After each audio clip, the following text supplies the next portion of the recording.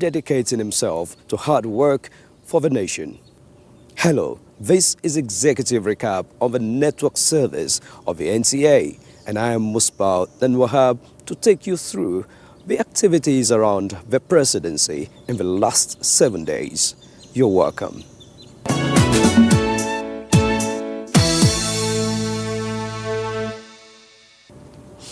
It ended up being a very busy weekend, and going into another week, President Bola Tinubu joined the Muslim faithful at the National Prayer Ground, Abuja, for the Eid al-Fitr Salah, marking the end of this year's Ramadan fast. The President implores the faithful to carry on the spirits of giving and other lessons learned in the month.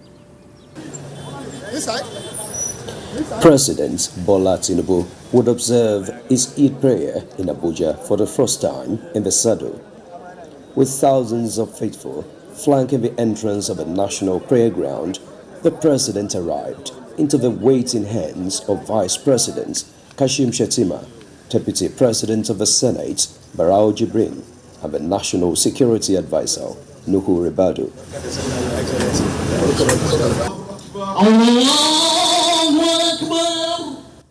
It was a signal for the commencement of a two-standing Salah prayer.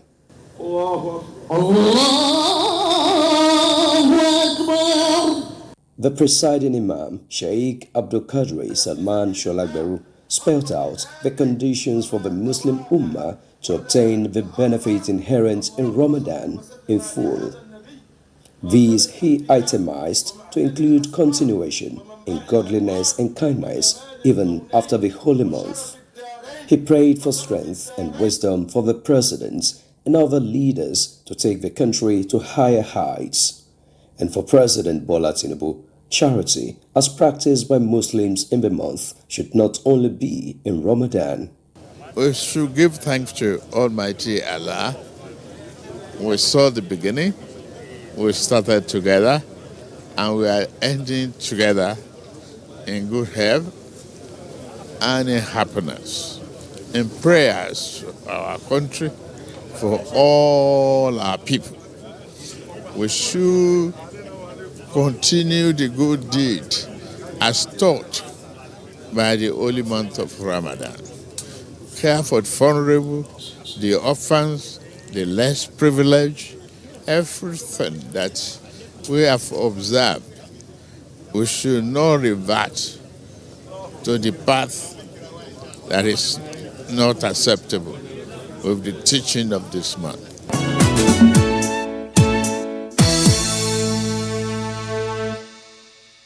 Now, hear this. I am just a custodian of trust under the mandate of Nigerians and committed to leading Nigeria to greater prosperity. That was President Bola Tinubu speaking as he hosted a delegation of the Federal Capital Territory FCT residents who visited him on Salah homage. This is another first for President Bola Tinubu, hosting FCT residents to a Salah homage. So too for the FCT minister, Nyesom Wike, who led the delegation. Supposedly a homage to the president, but the host decided to make it the show of his landlord, the FCT minister. Master of Infrastructure. Based on his personal conviction, President Bola Tinubu appointed the former Rivers State governor a member of his cabinet from the opposition. And still less than 2 years in office, President Tinubu expressed satisfaction in the ability of the FCT minister to implement the renewed hope agenda for development in the territory, leading to improvements in socio-economic life. And everything started changing rapidly.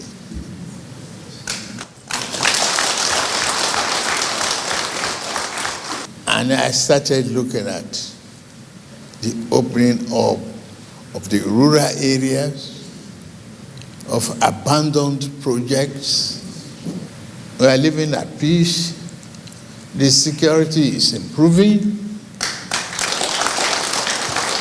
Highlighting how the removal of FCT administration from the Treasury single accounts is facilitating the rapid developments being witnessed in the territory. President Tinubu recounted the humorous exchange between him and the minister on the matter.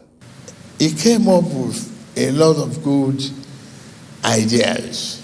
I remember the day Wike came to me and said, please take us out of this problem of TSA so that I can do more work and achieve more.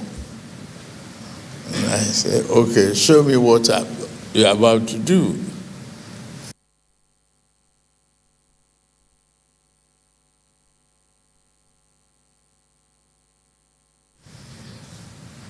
Say, will that give me any opportunity for my party to win election in FCT?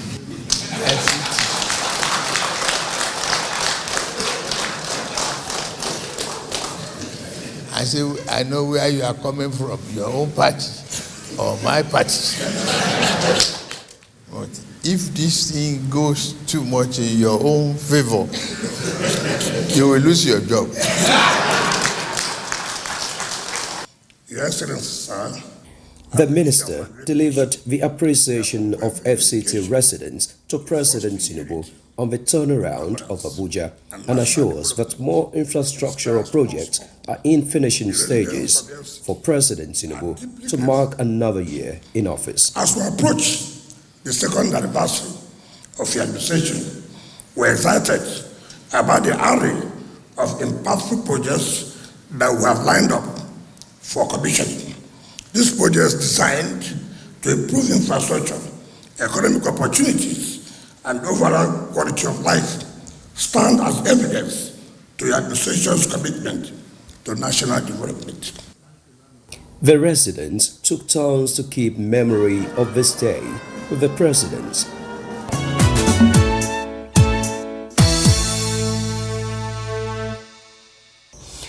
And out of a special moment for the president at 73, as President Bola Tinubu says he is inspired to work harder for the social and economic development of Nigeria. President Tinubu said this as he attended a special Jummah prayer marking his birthday at the National Mosque, Abuja. Last Jummah in this year's Ramadan fast, it is a special day for Muslims as they round off the annual spiritual obligation. And President Bola Tinubu shares in this significance with his 73rd birthday on the 29th of March, coinciding with the 29th day of Ramadan. An Imam of the National Mosque, Sheikh Abdul Qadri Salman Sholagberu, implored Muslims who have religiously observed the rites, sought the night of majesty and God's favor to imbibe the lessons inherent and stay on the righteous path.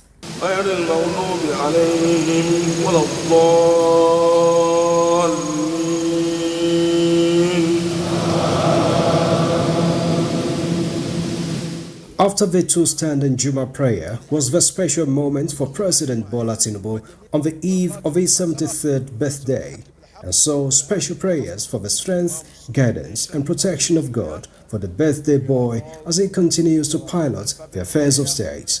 Supplicating to Almighty Allah subhanahu wa ta'ala to elongate your life, to put more barakah in your life, to help you, to assist you in piloting the affairs of this country. Vice President Kashim Shettima and Deputy President of the Senate Barau Jibril were among top government functionaries who shared the moments with the president. Congratulations, Your Excellency. Thank you very much. It's your birthday, special prayers. How do you feel this day? Feel good, feel happy, and give thanks to Almighty Allah that has protected us so far and continue to answer our prayers, accept our ibadah.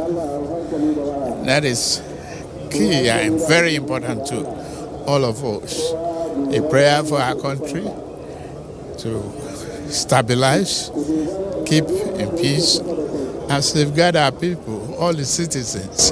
How does this keep you rededicated to the service?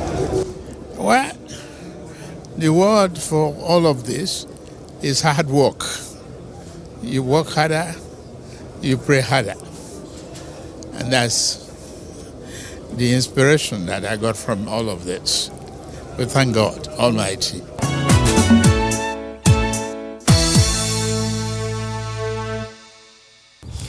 And on the main day, the big day, in response to the outpouring of goodwill and prayers on his 73rd birthday, President Bola Tinubu says he has chosen to continually advance Nigeria's progress for the citizens and generations yet to come. The president reaffirmed his commitment at a special iftar, breaking of Ramadan fast in honor of his 73rd birthday on the final day of this year's Ramadan fast. A special day like this is not the day to find Asiwaju without his complimentary half, First Lady Oluremi. His second in command, Kashim Shettima, and spouse, Nana Shettima, would also not miss out on an event to celebrate the #1 citizen yet again. Here as well were some long-time associates, state governors, members of the National Assembly, members of the Federal Executive Council, service chiefs and heads of paramilitary agencies, diplomats, captains of industry, and religious leaders to share the moment with the president. And through the representatives of each of these groups, it became proven that this astute politician means many things to many people. He chose to stand for permanent solutions to dangerous problems. Where others hesitated, he acted. Where others saw impossibilities, he forged new realities. Thanks to his boldness, future President of Nigeria will not have to wrestle with the same goals that haunted past administrations, including fraud-ridden fuel subsidies, an unstable forex market, and the suppression of local government autonomy. Your vision and dedication to a great nation, Nigeria, remain models that shall inspire future generations. Dignitaries also extolled Tinubu's leadership traits, forgiving spirit, and passion for helping people. And I asked, why did you help me? You know what the president answered me? He said, when I did it for you, I did it for myself, because we are one family. And the birthday boy, full of gratitude for the profuse outpouring of goodwill and prayers, went on memory lane, his reminiscences of experiences during his preparation to contest for the #1 seat in the land. He recounted how the challenges, including the unpopular cash scarcity, almost frustrated him to drop the ambition. Thank you, Masari. Thank you, all of you. I say, don't look back. We know you are Nigerian nation. That's all the tonics that was necessary. The president also narrated his assessment of the country's economic situation, leading to the conclusion of taking the hard decision to champion the fuel subsidy removal. I was handled and abused, thoroughly criticized in the paper. But I believe in the cause of retooling our economy and changing the narrative of our nation, not because of me, but because we were spending the money that belongs to our generations yet unborn in advance, ahead of their birth. It cannot continue. But now, President Tinubu is filled with sense of fulfillment that the reforms are yielding good results. What they think that we blow up in our face is giving us the hope, and Nigeria is turning around. Sheikh Abdul Kadri Sholagberu, an imam of a national mosque, Abuja, led special prayers for divine guidance and strength for the president, as well as peace and progress for the nation.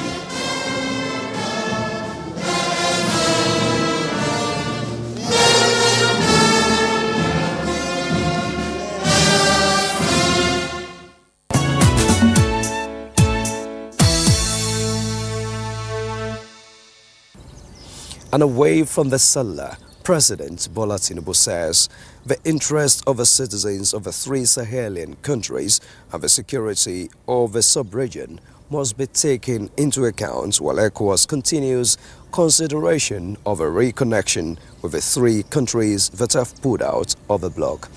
President Tinubu said this after receiving his Ghanaian counterpart, John Mahama, who visited the Sahelian countries' military leaders recently. President John Dramani Mahama on a visit to the Nigeria's presidential villa for the second time since he was re-elected for his second term as president of Ghana. It was a meeting of two long-time friends leading to neighboring countries with shared values and long-standing relations. A thank you visit from President Mahama to President Tinubu for his solidarity before and after his election. But then, the deliberation between the two leaders behind closed doors was apparently of greater importance to the peace, security, and most significantly, the regional integration of West Africa that is being waned with the withdrawal of Burkina Faso, Mali, and Niger. The Ghanaian president, after his inauguration barely 3 months ago, had visited the three dissenting countries. It's my duty to come and brief him on some of the concerns that were raised there so that we continue to see how to dialogue with those other countries. Most definitely, sir, the region will be willing to have the three Sahelian countries back. Any good news from them? Well, it's a complicated situation. And it's not as easy as we might think, but we just need to continue to dialogue and see how we can continue to cooperate together. For the ECOWAS chairman, the consideration of the body is much more than the interests of the leaders in the sub-region, but the social and economic reflections as they affect the citizens of the three Sahelian countries. To have a bridge between the AES countries and the ECOWAS, it's not a bad idea for us because of the security situation in the Sahel region and what economic opportunity that we must embark to ensure security of life and properties of our citizens. The innocent people in this episode are the citizens of those countries. Not much about us, the leadership. The citizens must be the first, beneficiary and the first part of reasons together. Yes, thank you. All right, take care. Safe job. Thank you.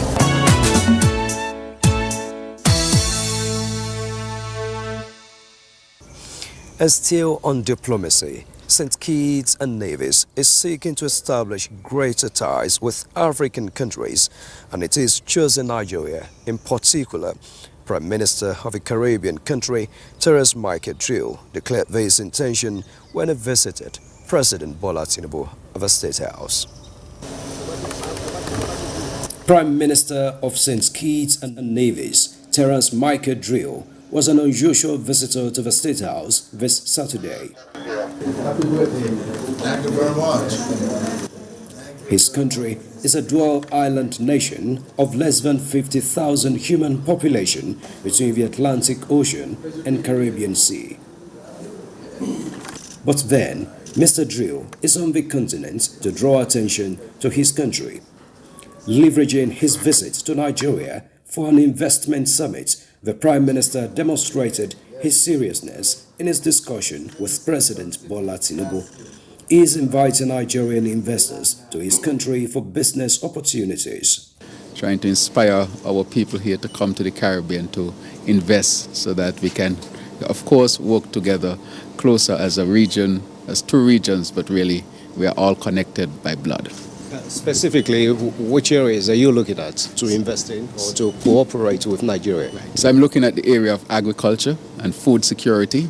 And as Mr. President said, food sovereignty is quite important. And so we have contacted a number of firms here in Nigeria to consider coming to St. Kitts and Nevis or the wider Caribbean. We are looking at energy as well as logistics and transport and trade.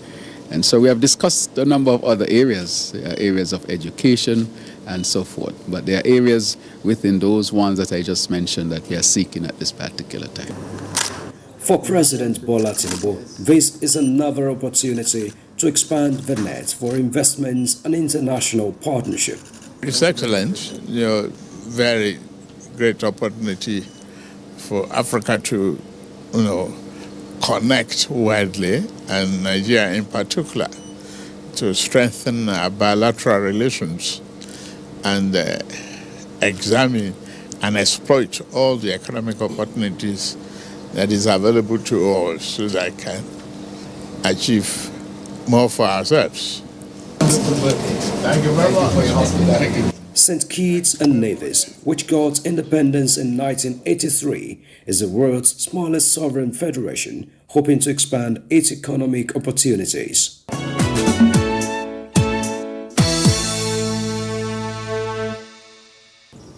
Meanwhile, President Bola Tinubu has flagged off the movement of a Torch of Unity to begin awareness creation for the 22nd National Sports Festival holding in Ogun State capital, Abuja, in May this year.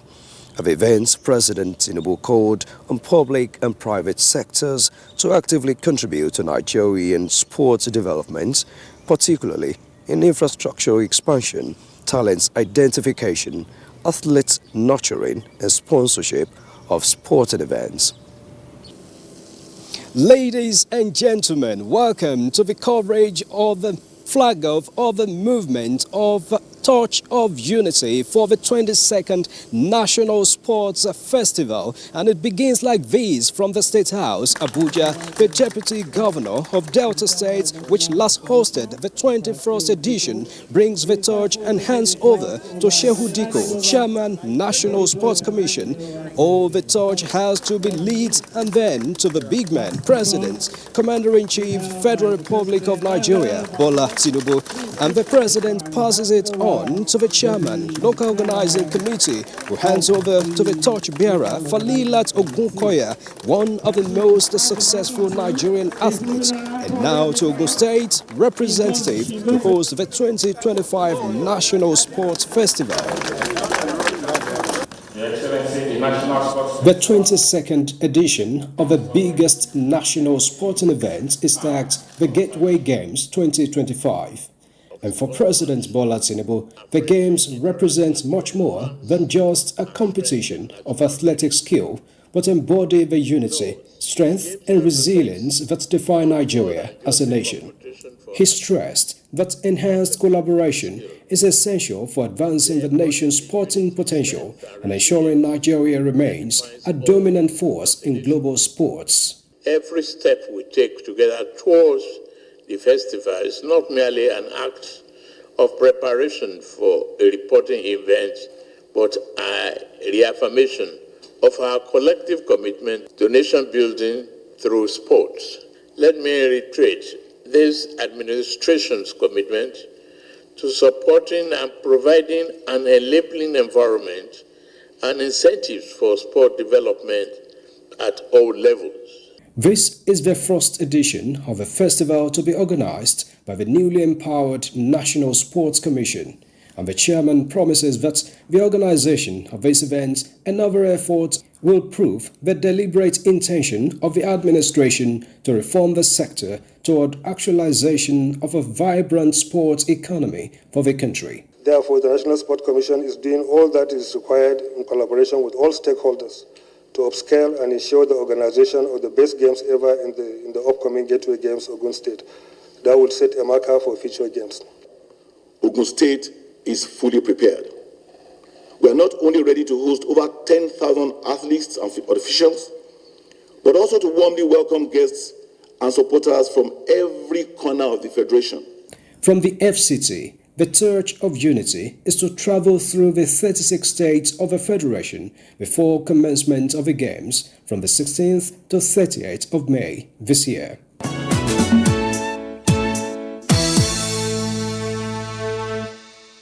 Indeed, it's been a very busy week for the President and looking into another week with positivities. This is where we end the show on the network service of the NTA this week. Thanks a lot for being part of it. Join us again next week for another package of the program. I am Muspal and Wahab. Stay blessed and God bless Nigeria.